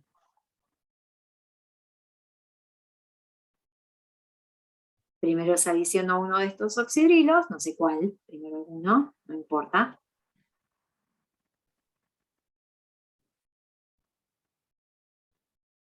Estoy malísima dibujando con esto. Ahí está. ¿Sí? Entonces, era lineal, la molécula era abierta, ¿sí? Al adicionarse estos oxidrilos al carbonilo formaron este acetal bicíclico. ¿Está bien? Claramente este oxidrilo no tiene chance de adicionar porque formaría un ciclo de cuánto. Este oxidrilo de acá. Este ni se atreve, porque daría un acetal, un hemiacetal de cuántos miembros. Atacaría este carbono, 2, 3, 4. Daría un ciclo de 4 miembros, no da, muy tensionado, ni se forma. ¿Sí? Bueno, principalmente es para que puedan reconocer carbonos acetálicos o hemiacetálicos. Bueno, como vimos al principio, hay otros nucleófilos, además de los alcoholes, que pueden dar reacciones de adición al carbonilo, ¿sí? Y estos nucleófilos son compuestos nitrogenados como las aminas. También es una adición nucleofílica al carbonilo, pero lo que tiene de particular es que luego de que ocurre la adición nucleofílica al carbonilo, por parte de la amina, ¿sí? A través del par de electrones libres del nitrógeno, pasa por el intermediario tetraédrico producto de adición, pero enseguida ocurre un paso adicional de eliminación de agua para dar lo que conocemos como iminas, ¿sí? Que son estos compuestos donde el doble enlace entre carbono y oxígeno es reemplazado por un doble enlace carbono-nitrógeno. Son bastante estables, sobre todo si están conjugadas, si alguno de estos R son grupos aromáticos, o a su vez son dobles enlaces, ¿sí? Si se conjugan, y también son muy reactivas. La reacción de formación de iminas también requiere catálisis ácida, porque las aminas, si bien son más nucleofílicas que los alcoholes, no dejan de ser compuestos neutros, así que yo tengo que ayudar un poquito al carbonilo a que sea más electropositivo para que acepte de forma más eficiente la adición nucleofílica, ¿sí? Y el mecanismo va más o menos no, va así en este caso, por ejemplo. Entonces el primer paso, siempre son todos equilibrios, sería el paso de, entonces, de protonación del carbonilo, que siempre lo necesito activar el centro electrofílico. Luego entonces ocurre el ataque nucleofílico por parte de la amina sobre el carbono. Generamos este compuesto intermediario que se llama carbinolamina o hemiaminal, ¿sí? Porque se parece a un hemiacetal, solo que uno de los sustituyentes es nitrógeno y no es oxígeno. Y después lo que ocurre es una transferencia de protón de este nitrógeno con carga positiva, ¿sí? Está sobreprotonado, una transferencia de protón del nitrógeno al oxígeno.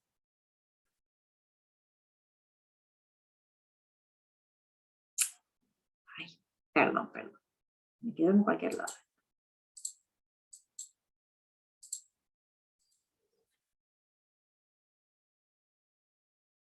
Acá. ¿Sí? Esta es una transferencia de protón del nitrógeno al oxígeno. ¿Y ahora qué le va a pasar a esta especie? Perdón, le hago una consulta ahí. Sí, ¿Por qué se realiza la transferencia? O sea, ¿por qué se cambia una carga positiva que estaba en un nitrógeno a un oxígeno? No tendría que estar como desestabilizado. porque generás, no, Ah, porque genera agua, ¿no? claro, porque libera agua. Entonces, ¿qué va a pasar ahí? Sí, tu intuición está muy bien, no es intuitivo que haya esa transferencia de protón. Lo que pasa es que al ocurrir esa transferencia de protón, ¿qué pasa? Hace que ese grupo oxidrilo sea un buen grupo saliente. Y entonces, lo voy a poner mejor acá.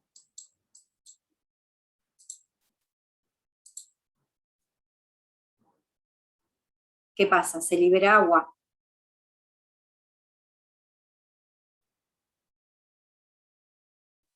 ¿Sí? Esta liberación de agua es muy favorable y es la fuerza impulsora de la reacción. ¿Sí? Esta eliminación de agua es la fuerza impulsora de la reacción hacia la formación de la imina. ¿Está bien? Entonces, es cierto que esto no es algo intuitivamente favorable, pero no importa, con que empiece a ocurrir, ya esto te elimina enseguida, muy rápido, y ya te desplaza la reacción hacia acá. ¿Sí? Este intermediario que queda acá se llama ion iminio. Bueno, y entonces, ¿qué último paso me queda para llegar a la imina?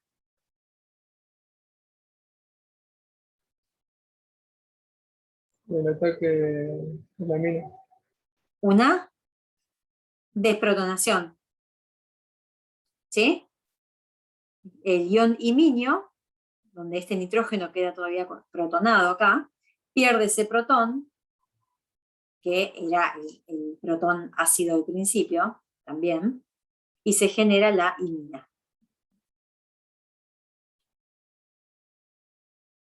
¿Se entiende a pesar de mis dibujos? Le hago una consulta, ahí en Sí, el ion iminio, tampoco, o sí. sea, no se genera otro eh, carbono electrofílico favorable, o sea, no podría volver a hacer un segundo ataque la mina. Sí, uno puede plantear eso, pero la reacción va a ir hacia la formación de la imina porque es producto termodinámicamente más estable. Okay. ¿Sí? Eso es algo que uno puede plantear y todos los pasos son reversibles. Así que imagínate que las moléculas en la reacción caminan por diversos caminos. Van por un camino, ven que no les gusta y vuelven. ¿Sí? Y prueban otro.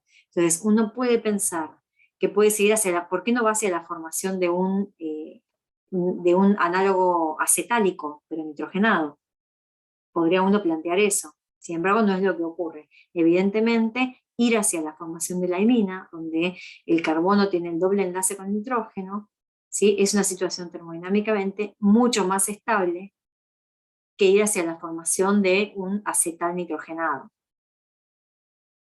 ¿Sí? O sea, este producto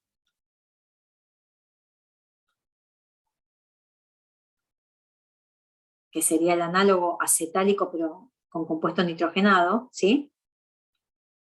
O aminal, en vez de acetal aminal, este no se forma. Así que Eso es lo que hace que uno en el papel puede decir, bueno, seguro entonces que ahora este carbono es más electropositivo, entonces seguro que va a seguir como por la ruta del acetal, y no va por la ruta acetal, viene hacia la formación de la imina. Es lo que es, digamos, ¿sí?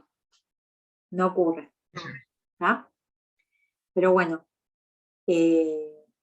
son bastante estables, aunque bueno, nunca perdemos de vista que todos los pasos son reversibles. Así que si yo otra vez quiero favorecer el rendimiento, quiero aumentar el rendimiento de la formación de la imina, ¿qué tengo que hacer? Tratar de sacar el agua de la reacción, ¿sí? Para llevar todos los equilibrios hacia la formación del producto. ¿Está bien?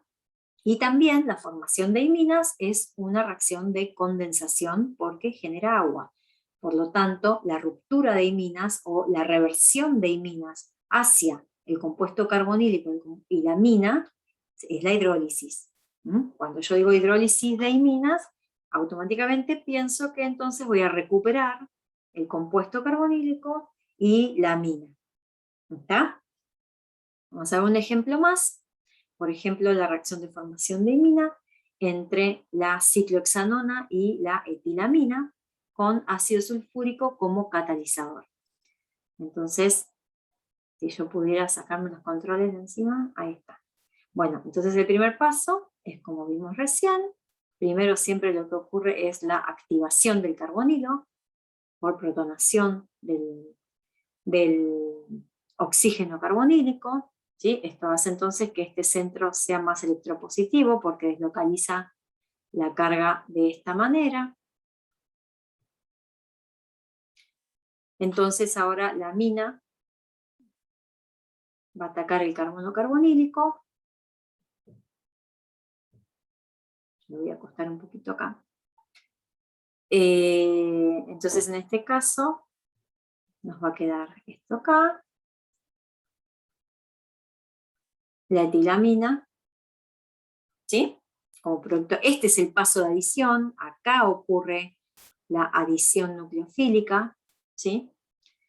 Luego que venía el paso de transferencia de protón entre el nitrógeno y el oxidrilo.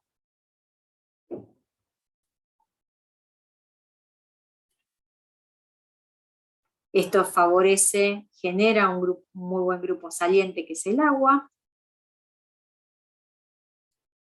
Y automáticamente también se genera un doble enlace, ¿sí? Este sale, y esos electrones pasan a formar un doble enlace entre el carbono y el nitrógeno. Y finalmente entonces hay un paso de desprotonación para formar la imina. ¿Sí? ¿Me entiende? Entonces, siempre tengo la adición nucleofílica como paso central, ¿no? Ese es el paso, la etapa importante de la reacción. El resto, todo lo que son protonaciones, desprotonaciones, son pasos rápidos de la reacción. No me limitan la velocidad, no influyen en la barrera de activación. Profe, no habíamos visto, o sea, acá estaría bien usar el ácido sulfúrico como ácido o convendría Sí, podés usar... usarlo, podés usarlo. Okay. Si sacás el agua después del medio de reacción, podés. Si Claro. no, paratolén sulfónico. ¿Sí? Paratolén sulfónico es una mejor elección. A veces podés, a veces no podés. Ahí acá me quedó encima, pero bueno, lo que les puse este esquema acá, porque lo que les quería comentar, entonces, cómo la naturaleza aprovecha esta reversibilidad en la formación de iminas. En muchas reacciones en el medio biológico, por ejemplo, hay algunas enzimas como las aldolasas, que son enzimas del ciclo de Calvin, que lo que hacen es reacciones para formar nuevos enlaces carbono-carbono, que utilizan la reacción de formación de iminas para atrapar sustratos, ¿sí? Para atrapar sustratos carbonílicos en los sitios activos de la enzima. ¿Cómo hace esto? Bueno, a través de un residuo de lisina, que tiene este grupo de nitrógeno en la punta, la lisina, forma una imina con el compuesto carbonílico, lo atrapa en el sitio activo, lo mantiene fijo para que después ocurra algún otro tipo de reacción sobre el resto de la estructura de la molécula. Cuando ocurrió la reacción sobre el resto de la estructura de la molécula, entonces se produce la hidrólisis de la imina y la enzima libera de esa manera el compuesto carbonílico de vuelta al medio biológico, ¿sí? Entonces es esta reversibilidad que a veces en el laboratorio nos molesta, la naturaleza la aprovecha mucho para eso, ¿sí? Como una pinza, lo atrapa como imina y después lo libera, ¿sí? Eso siempre en los sitios activos de las enzimas. Bueno, ahora, en estas reacciones donde estamos condensando o haciendo una adición nucleofílica, un compuesto carbonílico con un compuesto nitrogenado, hay un detalle no menor, que es el tema del pH de la reacción. Entonces nosotros dijimos que la reacción requiere catálisis ácida. ¿Por qué? Porque necesito que se protone el oxígeno al carbonilo para que el carbono carbonílico sea más electropositivo y quede activado frente al ataque del nucleófilo, ¿sí? Pero acá tenemos que tener en cuenta que el nucleófilo es una amina. ¿Y qué pasa con las aminas? Tienen un comportamiento básico, como ustedes ya saben, ¿sí? A través del par de electrones libres de nitrógeno, las aminas pueden protonarse. Entonces, si el medio es muy ácido, si tengo puro protón, las aminas van a estar protonadas, su equilibrio de protonación va a estar muy desplazado hacia los amonios, ¿sí? ¿Y qué va a pasar entonces? Voy a perder el nucleófilo. Ya mi amina no va a ser la especie nucleofílica, porque a ver, si la recontraprotono la pierdo como especie nucleofílica, porque ya le ocupé los electrones con el protón, en vez de tenerlos disponibles para atacar el carbonilo, ¿sí? Entonces, uno tiene que tener en este tipo de reacciones cuidado con no zarparse de ácido, porque puede pasar esto de protonar todas las moléculas de amina y quedarse sin nucleófilo para hacer la adición nucleofílica. Entonces se trabaja con lo que llamamos un pH de compromiso, ¿sí? Experimentalmente se encuentra que en el rango de pH entre 4 y 6, la reacción de adición nucleofílica de compuestos carbonílicos con compuestos nitrogenados como las aminas anda bien. Si yo estoy en un pH por abajo de 4, el medio es demasiado ácido, mi amina se va a recontraprotonar y no voy a tener nucleófilo para atacar al carbonilo, por más activado que esté. Yo al carbonilo voy a tener recontraactivado porque el pH es ácido, pero no voy a tener nucleófilo para atacar, ¿sí? En cambio, si estoy por arriba de 6, voy a tener bastante amina libre, ¿sí? Porque va a haber este equilibrio de protonación de la amina, va a estar más desplazado hacia la amina libre, pero el carbonilo no va a estar tan activado. ¿Está? Entonces, esto es una situación a la que llamamos trabajar en un pH de compromiso. Ni muy ácido, ni demasiado cercano a básico. ¿Sí? ¿Se entiende esto? Esto es algo que pasa con la reacción entre compuestos carbonílicos y compuestos nitrogenados. ¿Está? Ya si voy a hacer las otras reacciones, la deformación de acetales o la deformación de hidratos, ya ahí no me preocupa tanto el pH. Cuanto más ácido mejor, porque mi carbonilo está bien activado. Pero cuando trabajo con compuestos nitrogenados, hay que tener cuidado, ¿sí? Con el pH de la reacción. ¿Entendió esto? Entonces un pH 4, por ejemplo, es un pH ácido. Mi amina va a estar bastante protonada, pero voy a tener un poquito de la amina libre. Entonces, ¿qué va a pasar? Con este poquito de la amina libre, esta amina libre empieza a atacar al compuesto carbonilo y ya empieza a desplazar su equilibrio de protonación hacia la izquierda, ¿sí? Solo porque se va consumiendo la reacción con el carbonilo. ¿Entiende esto? Pero bueno, si ya estoy por abajo de 4, no tengo ya casi ni amina libre para empezar la adición nucleofílica.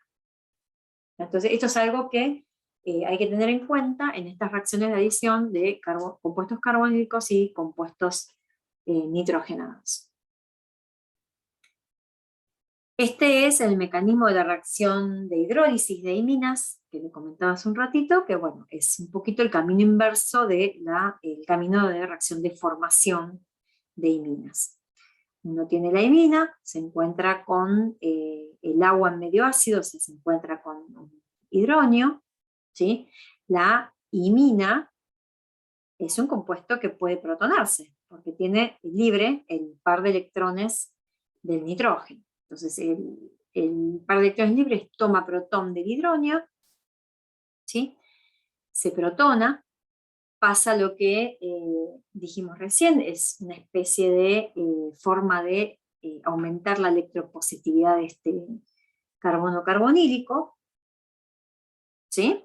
Como mencionó el compañero recién de ustedes, con lo cual, al protonar la imina, este carbono tiene mayor densidad electropositiva, y eso facilita la adición nucleofílica del agua. Fíjense que siempre estamos dando vueltas alrededor de los mismos conceptos, ¿sí? Aumentar la electropositividad del carbono, en este caso el que va a ser el carbonílico. Una vez que ataca el agua, se adiciona, ¿sí? La adición nucleofílica, este es el paso de adición nucleofílica del agua, al carbonilo, el futuro carbonilo. Luego entonces, esta reacción, otra molécula de agua actúa como base conjugada, se lleva este protón, ¿sí? Se reordena de esta manera. Este es la carbinolamina o hemiaminal que habíamos tenido en el otro mecanismo. Bueno, ahora la transferencia de protón es como si ocurriera a la inversa, ¿sí? Pero bueno, ocurre en realidad por abstracción de protón por parte del agua en este caso, y por protonación por parte del nitrógeno en este caso. Globalmente es como si hubiera habido una transferencia de protón al revés. Y en este caso entonces, en vez de generar un oxidrilo protonado y generar agua como molécula saliente favorable, genera amoníaco como molécula saliente, como grupo saliente favorable, ¿sí? Entonces de esta manera me saco encima el nitrógeno de la molécula, y luego ocurre entonces la formación del nuevo enlace carbono-oxígeno, que será el futuro carbonilo, un paso adicional de desprotonación, y de esta manera hidrolicé la imina, ¿sí? Entonces, ¿cómo hago para que todos estos equilibrios que antes me daban la imina vuelvan para atrás y me devuelvan el compuesto carbonílico, y en este caso amoníaco, como compuesto nitrogenado? Lo que tengo que hacer es usar mucha agua, ¿sí? Para hacer la hidrólisis, acá pongo mucha agua, ¿está? Y un poco de ácido. En el caso de la hidrólisis de imina, el ácido se pone, no es capaz tan necesario como en el caso de la hidrólisis de acetales, pero bueno, se suele lograr altos rendimientos con el medio ácido. Pero a veces en algunas iminas está muy favorecida la hidrólisis y con agua sola ya avanza, ¿sí? Pero bueno, después fíjense si quieren también pasito a pasito y van a ver que es el mecanismo inverso, ¿sí? Se fuerza hacia un lado o hacia el otro dependiendo de la cantidad de agua que tenga al principio, o al final, digamos. Bueno, acá les puse entonces, para que hagamos un poquito de reconocimiento de lo que es la estructura de iminas y lo que es las reacciones de hidrólisis de iminas, y tratar de reconocer un poquito lo que nosotros llamamos carbonilos disfrazados de iminas, ¿sí? Si yo ya veo este compuesto donde tengo un carbono con un doble enlace nitrógeno, yo ya me doy cuenta que acá hay un carbonilo, ¿sí? Disfrazado de imina. Entonces, ¿cuáles son los productos que me va a dar la reacción de hidrólisis de esta imina? Entonces la molécula se va a cortar por acá, ¿no? Entonces en este caso, este carbono era el carbono carbonílico, así que el producto de la hidrólisis de esta imina me va a dar estos reactivos, ¿sí? Esta acetona y metilamina. ¿Se ve? Bueno, a ver si alguien se anima a escribir el producto de hidrólisis de esta imina.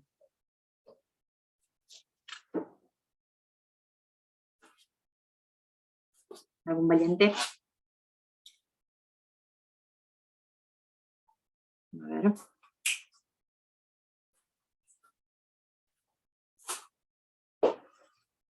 Bien cerrado. No, bien cerrado. Bien, benzaldehído y etilamina. Bien, perfecto. ¿Y este? ¿Alguien se anima?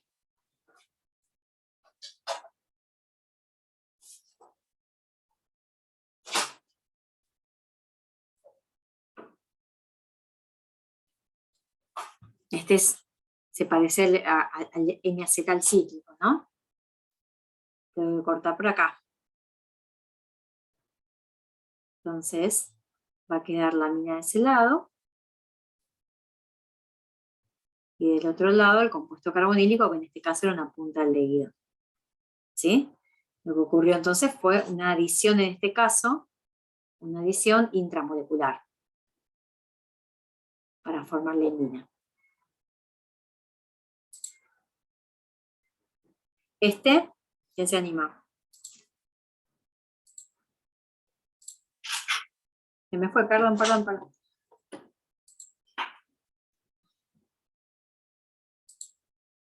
Ahí está, ahí volvimos. ¿Se anima alguien? Bien, a ver. No estoy seguro igual, pero... Mándate. Bien. Mándate nomás. Ah, a dibujarlo también. Upa. Todo. Eh,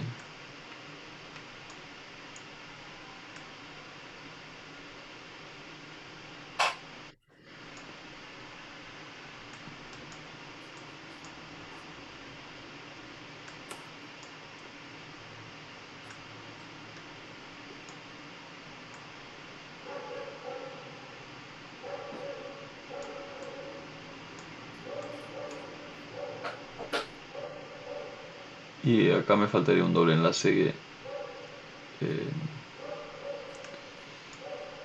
no sé si es por ahí. A ver. Vos cortás acá, ¿no? Entonces, todo este cacho de la molécula Sí, quedaría como es ciclo. esta cicloxilamina, digamos. Y todo este lado de la molécula sería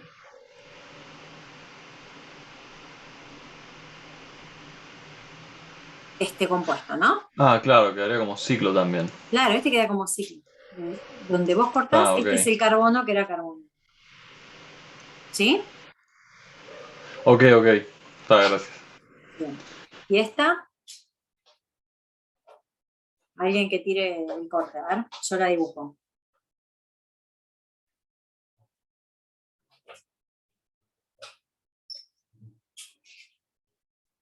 Bien. Esa te va a quedar entonces la mina por este lado y el carbonilo por este. ¿Sí? Bueno, más o menos va quedando lo de las iminas. Son importantes.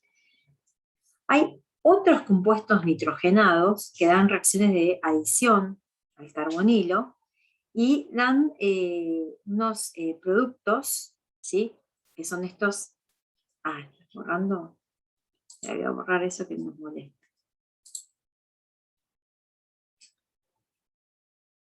¿Por qué no puedo borrar? A ver. No me deja borrar. ¿Alguien puede borrar eso? Gracias chicos. Les decía entonces que hay otros compuestos nitrogenados que no son aminas, que dan reacciones de condensación con compuestos carbonílicos, ¿sí? Para dar productos que son primos, digamos, de las iminas. Estos compuestos primos de las iminas son las hidrazonas, las oximas y las semicarbazonas. todas tienen en común el doble enlace entre carbono y nitrógeno, ¿sí? Y proceden de reacciones, como las que vimos recién para las iminas, igual, el mismo mecanismo. La diferencia está en el tipo de compuesto nitrogenado que usamos de partida, ¿sí? Entonces, para formar hidrazonas, yo necesito hacer reaccionar cualquier compuesto carbonílico con hidracina, ¿sí?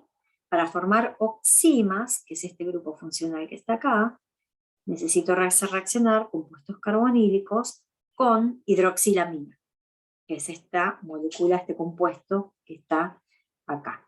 Y para hacer semicarbazonas, que es todo este grupo funcional que aparece acá, necesito hacer reaccionar compuestos carbonílicos, aldehídos o cetonas, con este reactivo que se llama semicarbacila. ¿Mm? A diferencia de las aminas como nucleófilo, la hidroxilamina, la hidracina y la semicarbacida son compuestos nitrógenos más nucleofílicos, mucho más nucleofílicos que las aminas. Esto hace que la reacción de adición al carbonilo me dé estos productos y que estos productos sean muy, muy estables, ¿sí? Entonces, todos esos pasos que antes veíamos como equilibrios, en esta reacción el mecanismo es el mismo, la idea es la misma, ¿sí? Activar el carbonilo con medio ácido, después el ataque nucleofílico, después la desprotonación, pero en ese caso los equilibrios están muy desplazados hacia la formación de estos productos, ¿sí? Además, hay un hecho experimental no menor cuando uno hace estas reacciones para generar estos derivados de compuestos carbonílicos nitrogenados, y es que estos productos, las hidrazonas, la oxima y la salmicarbazona, son productos que resultan ser insolubles en el agua, ¿sí? O en el medio de reacción. Por lo tanto, a medida que se van formando, precipitan. Así que si yo tenía algún pasito que quería hacer equilibrio en el medio, terminó yéndose hacia la formación total del producto. O sea, son reacciones de 100% de rendimiento, ¿sí? Que el producto precipite en medio de reacción, por principio de Chatelier, hace que la reacción avance completamente hacia la formación del producto. No hay reversibilidad en esta condensación de compuesto carbonílico y compuesto nitrogenado. Lo que sí hay que tener en cuenta en estas reacciones, como en el caso de las iminas, es que también tienen un pH óptimo de reacción, por lo que discutimos recién, ¿sí? El medio no puede ser demasiado ácido porque protonaría los nitrógenos nucleofílicos, y no puede ser demasiado básico porque si no el carbonilo no estaría tan activado. Lo que es interesante analizar de este tipo de compuestos nitrogenados es la nucleofilicidad, ¿sí? Por ejemplo, si comparamos entre la hidracina, la hidroxilamina y la semicarbacida, dos compuestos nitrogenados, ¿sí? La pregunta es, ¿cuál es el nitrógeno nucleofílico en cada uno de estos compuestos? Por ejemplo, la hidracina es un compuesto simétrico, así que en este caso no hay duda, cualquiera de los dos nitrógenos actúa como nucleófilo y es el que realiza la adición nucleofílica para dar la hidrazona, ¿sí? La hidrazona, que es este grupo funcional. ¿Qué pasa en el caso de la hidroxilamina? La hidroxilamina tiene tanto nitrógeno como oxígeno, ¿sí? ¿Quién es más nucleofílico? ¿El nitrógeno o el oxígeno? ¿El nitrógeno? ¿Por qué? El nitrógeno claramente porque da la oxima, ¿no?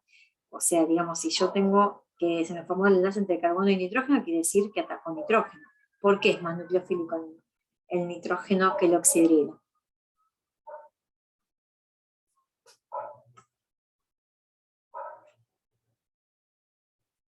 Piénsenlo respecto a la disponibilidad del par de electrones que hace que ese átomo sea nucleofílico. ¿Qué pasa con la disponibilidad de electrones del nitrógeno respecto a la disponibilidad de electrones del oxígeno? ¿Dónde están más disponibles para formar un enlace nuevo con el carbono? Ahí en el chat Lucía pone porque es más electronegativo, signo de Claro. pregunta. Exacto. Como el oxígeno es más electronegativo que el nitrógeno, sus electrones y esos electrones libres y disponibles están más retenidos y menos disponibles para formar un nuevo enlace con el carbono. Entonces, en esta molécula de hidroxilamina, el átomo nucleofílico es el nitrógeno. ¿Sí? Y se forma entonces, es el que realiza la adición nucleofílica y el que forma el derivado oxima. ¿Y qué pasa en la semicarbacida? La semicarbacida tiene 3 nitrógenos, así que tiene acá, acá y acá. ¿Cuál es de los 3 el nitrógeno nucleofílico? ¿El 1, el 2 o el 3? El 1, porque el 3 puede realizar resonancia. ¿Querés escribirla? ¿Te animás a escribir la resonancia? A ver si me sale. Es tipo una amida esto, ¿no? Claro, eh, o sea, Deslocaliza. Claro. Bueno, está un poco complicado. Tienes que hacer cosas por acá y... Claro, esto está, permiso, me meto en el dibujo. Está ejerciendo, está estableciendo esta deslocalización de electrones.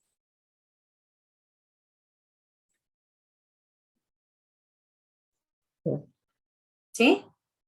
Y el del otro lado, el que llamamos nitrógeno 2, lo mismo.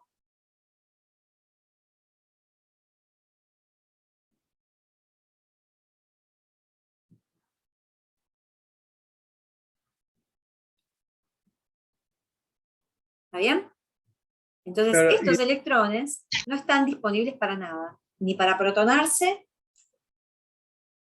¿sí? Ni para hacer ataques nucleofílicos, ¿sí? Así que el único disponible es este. Entonces, este es el nitrógeno nucleofílico que ataca al carbonilo para hacer la adición y formar la semicarbazona. ¿Está? Bueno. Entonces, estos son otro tipo de compuestos de condensación o compuestos de adición nucleofílica entre compuestos carbonílicos tipo aldehído cetona, ¿sí? Con compuestos nitrogenados que da lo que se dice derivados muy estables, son en general sólidos cristalinos. Se utilizan muchísimo estas reacciones, se utilizaban antes muchísimo para lo que es el reconocimiento de grupos funcionales en moléculas complejas, cuando no había tantas técnicas espectroscópicas disponibles, ¿sí? Porque justamente como son productos cristalinos, se pueden caracterizar por punto de fusión muy fácilmente, se pueden almacenar, ¿sí? Así que bueno, es una química interesante que acompaña a la química de compuestos carbonílicos. Acá les puse entonces otras moléculas donde podemos reconocer este tipo de derivados. En este caso entonces lo que vemos es que tenemos un doble enlace carbono-nitrógeno y el nitrógeno está unido a un oxidrilo, así que deberíamos poder reconocer que es una oxima, ¿sí? Y que viene de qué reactivos de condensación. Siempre reconozco que la reacción condensó por acá, donde ahora tengo el doble enlace carbono-nitrógeno, por lo tanto esto venía de la butanona y la hidroxilamina. ¿Sí? ¿Y estas qué son?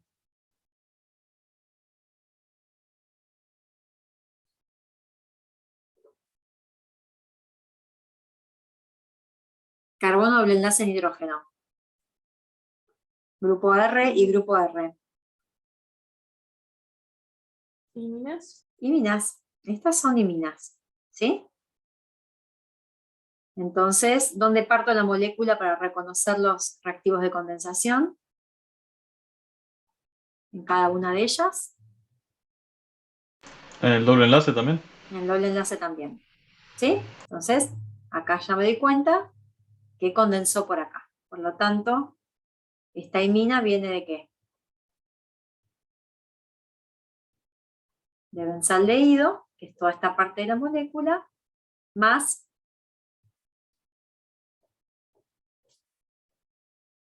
cicloxilamina. ¿Sí? Y esta,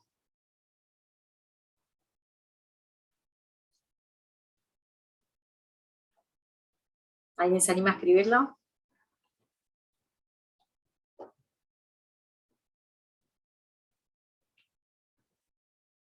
Da lo mismo, no. No, ¿viene de lo mismo?